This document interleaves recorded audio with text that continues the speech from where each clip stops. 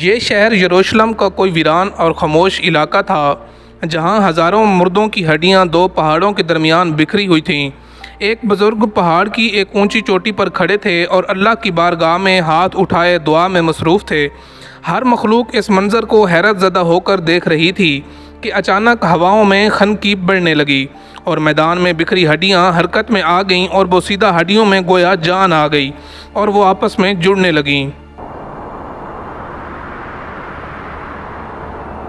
موت کی اس خوفناک وادی میں ایسا کیا ہوا جو قوم بنی اسرائیل کے لیے عبرت کی نشان بن گئی، اور وہ بزرگ کون تھے جن کی دعا سے یہ معجزہ پیش آیا؟ آج ہم اس ویڈیو میں حضرت حزقیل علیہ السلام اور موت کی وادی کے اس قرآنی واقعہ کو تفصیل سے جانیں گے۔ حضرت حزقیل علیہ السلام ایک نیک، صابر اور برگزیدہ نبی تھے۔ عبرانی زبان میں حزقیل علیہ السلام کے معنی اللہ کی قدرت کے ہوتے ہیں۔ بعض علماء نے قرآن مجید میں موجود نام ذوالکفل کو حضرت حزقیل کا دوسرا نام قرار دیا۔ حضرت حزقیل علیہ السلام کی بعثت کا زمانہ 622 قبل مسیح کا ہے۔ روایتوں سے پتہ چلتا ہے کہ آپ علیہ السلام ابھی بچے تھے کہ آپ کے والد کا انتقال ہو گیا۔ جب آپ کی بعثت کا زمانہ قریب آیا تو والدہ بہت ضعیف اور بوڑھی ہو چکی تھیں، اس لیے بنی اسرائیل کے لوگ آپ کو ابن الوجود یعنی بڑھیا کا بیٹا کہہ کر پکارتے تھے۔ حضرت حزقیل حضرت موسیٰ علیہ السلام کے تیسرے خلیفہ تھے جو منصب نبوت پر سرفراز کیے گئے تھے۔ حضرت موسیٰ علیہ السلام کی وفات کے بعد آپ کے خلیفہ اول حضرت یوشع بن نون ہوئے۔ ان کے بعد حضرت کالب بن یوحنا نے بنی اسرائیل کی امامت کی، اور پھر ان کے بعد حضرت حزقیل علیہ السلام حضرت موسیٰ کے جانشین اور نبی ہوئے۔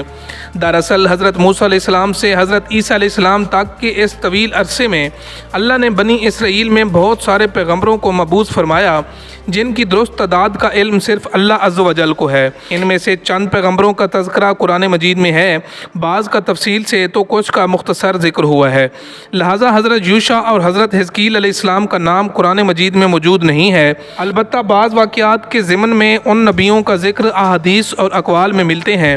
حضرت حزقیل علیہ السلام نبوت کے منصب پر فیض ہوئے تو بنی اسرائیل میں سرکشی اور نافرمانی عام تھی۔ جھوٹ، منافقت، رشوت خوری، حسد، کینہ معاشرے میں سرایت کر چکی تھی۔ لوگ بے حیائی اور بدکاری پر فخر کیا کرتے تھے، ظلم و جبر کر کے خوش ہوتے تھے۔ قوم اتنے فرقوں میں بٹ چکی تھی کہ ان کا شمار ممکن نہ رہا تھا۔ اس بدترین معاشرے میں حضرت حزقیل علیہ السلام نے توحید کا پرچم بلند کیا۔ آپ نے اپنی قوم کے لوگوں کو سچائی اور راست بازی کی تعلیم دی اور لوگوں کو صراط المستقیم پر چلنے کی ہدایت کی، لیکن ان واعظ و نصیحت کا اور تبلیغ کا ان لوگوں پر کوئی مطلق اثر نہ ہوا اور وہ اپنی روش پر قائم رہے۔ لہٰذا آپ نے بنی اسرائیل کے لوگوں کو آنے والے عذاب اور ہولناک تباہی سے آگاہ کیا۔ بائبل میں آپ سے منسوب صحیفہ حزقیل موجود ہے جو بائبل کی آخری کتاب ہے۔ صحیفہ حزقیل میں آپ کی پیشن گوئی تفصیل سے موجود ہے۔ سن 550 قبل مسیح میں بابل کے بادشاہ بخت نصر نے بیت المقدس پر حملہ کر دیا، لہٰذا یہودی خوفزدہ ہو کر قلعہ بند ہو گئے۔ حضرت حزقیل علیہ السلام کا خیال تھا کہ بنی اسرائیل کی تباہی ان کے لیے بطور سزا اور سبق ہے جو خدا کی طرف سے دی گئی ہے۔ آپ نے توبہ پر زور دیتے ہوئے اپنی قوم کے لوگوں سے کہا، سو توبہ کرو اور اپنی ساری بدکاریوں سے باز آ جاؤ۔ سارے برے کام جنہیں کر کے تم گناہ گار ہوتے ہو خود سے جدا کر کے پھینک دو اور اپنے لیے ایک نیا دل اور نئی روح پیدا کرو۔ مہینوں تک یہ محاصرہ جاری رہا، آخرکار مجبور ہو کر ایک رات لوگ شہر سے نکل کر بھاگ گئے۔ بخت نصر کی فوجوں نے ان کا تعاقب کر کے ان کو قتل کر دیا۔ پورا یروشلم خاک و خون سے لت پت ہو گیا۔ اسی دوران ایک ایسا واقعہ پیش آیا جس سے بنی اسرائیل حیرت زدہ رہ گئے اور یہ واقعہ نشان عبرت بن گیا۔ واقعہ دراصل یوں ہے کہ حضرت حزقیل علیہ السلام نے بنی اسرائیل کے بچے ہوئے لوگوں سے کہا کہ تم سب تیار ہو جاؤ، ہم سب مشرکین سے جنگ کرنے جائیں گے تاکہ اللہ کے نام کو بلند کیا جا سکے۔ بنی اسرائیل نے جب جنگ اور جہاد کی بات سنی تو اپنی جانوں کی خوف سے بھاگ کھڑے ہوئے اور آبادی سے دور ایک وادی میں جا کر قیام پذیر ہو گئے اور دو پہاڑوں کی گھاٹیوں کے درمیان رہنے لگے۔ اللہ تعالیٰ کو ان لوگوں کی یہ حرکت بہت زیادہ ناپسند ہوئی، چنانچہ اللہ تعالیٰ نے ایک عذاب کے فرشتہ کو اس جنگل میں بھیج دیا جس نے ایک پہاڑ کی آڑ میں چھپ کر اور چیخ مار کر بلند آواز سے یہ کہہ دیا کہ تم سب مر جاؤ۔ اس بھیانک چیخ کو سن کر بغیر کسی بیماری کے بالکل اچانک یہ سب کے سب مر گئے، جن کی تعداد 70,000 تھی۔ ان مردوں کی تعداد اس قدر زیادہ تھی کہ لوگ ان کے کفن و دفن کا کوئی انتظام نہیں کر سکے، اور ان مردوں کی لاشیں کھلے میدان میں بے گور و کفن 8 دن تک پڑی پڑی سڑنے لگیں، اور بے انتہا تافن اور بدبو سے پورے جنگل بلکہ اس کے اطراف میں بدبو پیدا ہو گئی۔ کچھ لوگوں نے ان کی لاشوں پر رحم کھا کر چاروں طرف سے دیوار اٹھا دی تاکہ یہ لاشیں درندوں سے محفوظ رہیں۔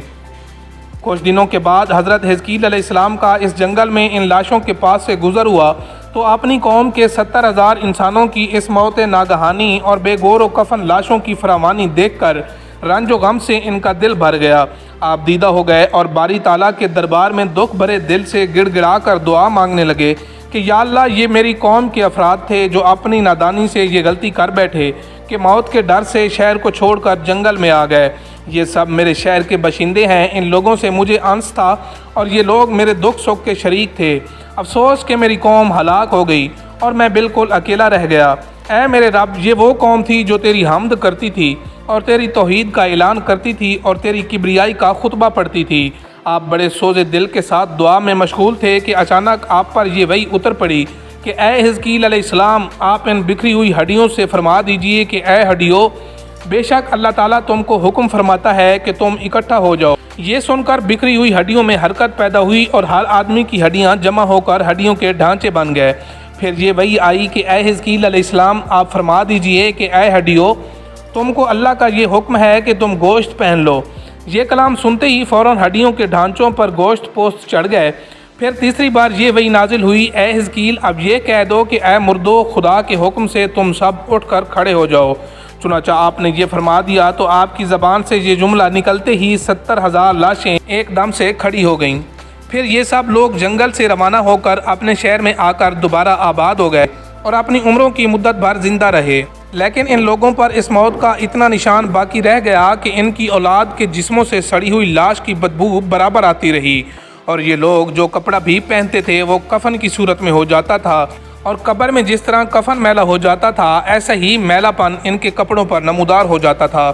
چنانچہ یہ اثرات آج تک ان یہودیوں میں پائے جاتے ہیں جو ان لوگوں کی نسل سے باقی رہ گئے تھے۔ حضرت حزقیل علیہ السلام اور موت کی اس وادی کے واقعہ کے متعلق ہمارے لیے ایک پیغام موجود ہے کہ موت سے فرار ممکن نہیں، جس میں لمحوں کی بھی کمی یا زیادتی کی گنجائش نہیں۔ جیسا کہ اللہ نے فرمایا کہ ہر جاندار کو موت کا ذائقہ چکھنا ہے۔ موت و حیات تقدیر الہی کے تابع ہے اور تقدیر الہی کے مقابلے میں کوئی تدبیر کارگر نہیں ہو سکتی۔